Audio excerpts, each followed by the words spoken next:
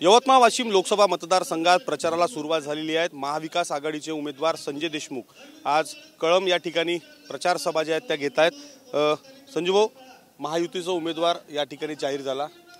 तुम्ही आधीपासून प्रचाराच्या यंत्रणेला लागला। आज कळंब नगरीत महायुतीच्या उमेदवाराच्या प्रचाराला नारळ फोडून सुरुवात झाली। तुम्ही सुद्धा कळंब नगरीतच आज सभा घेऊन प्रचार करताय।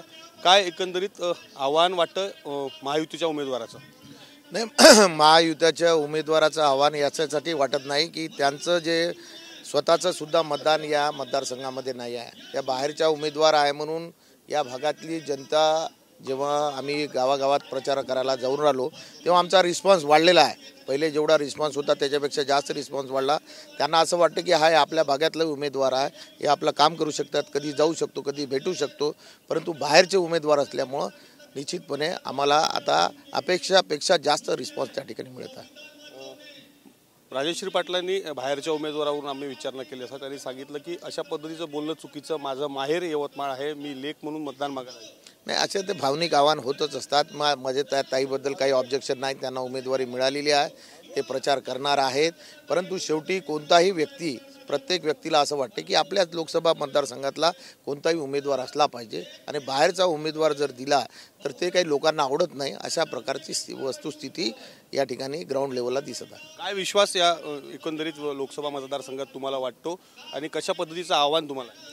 मी मनापासून या ठिकाणी आमच्या काँग्रेसच्या कार्यकर्त्याचं, आमच्या राष्ट्रवादीच्या कार्यकर्त्यांना, आमच्या शिवसैनिक बांधवाचं मनापासून या ठिकाणी आभार व्यक्त करतो। आणि मित्रपक्ष आप पार्टी यांचं एवढं सहकार्य आहे की प्रत्येक कार्यकर्ता या ठिकाणी कामाला लागलेला आहे। हे माझ्यासाठी आनंदाची गोष्ट आहे की आजपर्यंत भूतोन भविष्यती एवढी एकजुटता कधी या पक्षामध्ये एकत्रित दिसली नाही, एवढी एकजुटता या ठिकाणी दिसत आहे। त्याच्यामुळं विजयाच्या बाबतीत मला संपूर्णपणे खात्री झालेली आहे आणि प्रचंड आमचे सर्व कार्यकर्ते, तिन्ही चारी पक्षाचे कार्यकर्ते अतिशय जोमानं कामाला लागलेले आहे आणि अतिशय मेहनतीने काम करत आहे। आणि आनंदाची गोष्ट अशी आहे की ही निवडणूक लोकांनी आपल्या हाती घेतलेली आहे। लोकच आता ही निवडणूक हातात घेऊन या ठिकाणी लढत आहे, असं चित्र या ठिकाणी दिसत आहे। भावना गवळींची उमेदवारी कापण्यात आली, भावना गवळींची नाराजी तुमच्या पत्त्यावर पडली? नाही, भावना गवळीची उमेदवारी जी नाकारल्या गेली, मला एक सांगा की मोदी साहेब म्हणते नारीचं सक्षमीकरण आम्ही त्या ठिकाणी करतो, नारीला सन्मान देतो, असं मोदी साहेबाचं म्हणणं आहे। ज्या बाईला 5 वेळा खासदार या भागामधून निवडून दिलं त्या बाईची तिकीट हे लोक कापतात। मुख्यमंत्री 10-10 तास त्यांना वेटिंग करावं लागतात। ही जी घटना आहे ती आमच्या जरी भावनाताई विरोधक होत्या, परंतु अशी या ग्राउंड लेवलवर जे चित्र दिसलेलं आहे ते विचित्र परिस्थिती आहे। आणि आज मिंदे गटाचे 5-5 खासदार त्या ठिकाणी त्यांची नामुष्की घेण्याची वेळ आलेली आहे की त्यांना उमेदवारी दिली नाही, म्हणून शिंदे गटाचा नायनाट करण्याचं काम भारतीय जनता पार्टी या ठिकाणी करत आहे। आणि भावनाताई आमच्या भगिनीच होत्या, भावनाताईविषयी आमचा विरोध नव्हता, राजकीय आमचे मतभेद होते, परंतु कधी आम्ही एकमेकाबद्दल असं काही खालच्या लेवलला कधी बोललो नाही। भावनाताईविषयी सहानुभूती आमची सुद्धा आहे की त्या 5 टर्म खासदार एखाद्या वेळेस पडल्या असत्या आणि तिकीट कापली असती तर आम्ही मान्य करू शकलो असतो। तुम्ही सांगता त्यांचा सर्वे चांगला नाही, मग या बाईचा सर्वे कुठून आणला तुम्ही? आता नंतर ज्या ताईला तिकीट दिलेला तिचा सर्वे कुठून आला? त्याचा सर्वेच केला नाही तुम्ही, मग त्यांना कशी काय तिकीट दिली?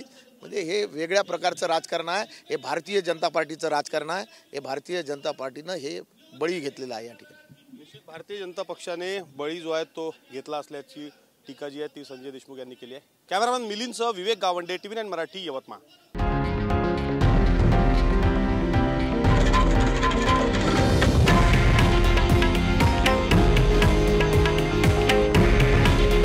हे आहे देशातील नंबर 1 न्यूज नेटवर्क आणि आपण पाहत आहात TV9 मराठी।